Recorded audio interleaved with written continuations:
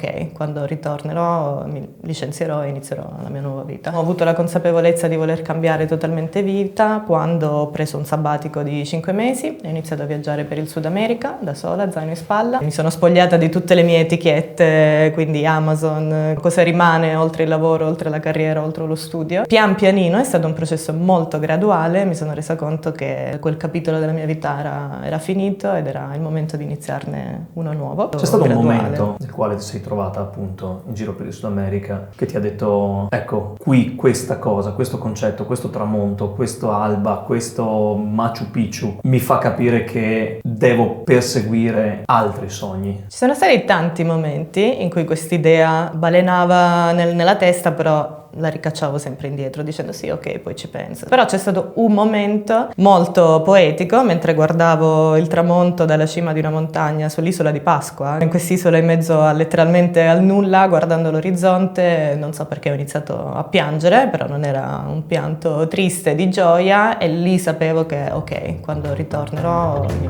licenzierò e inizierò la mia nuova vita.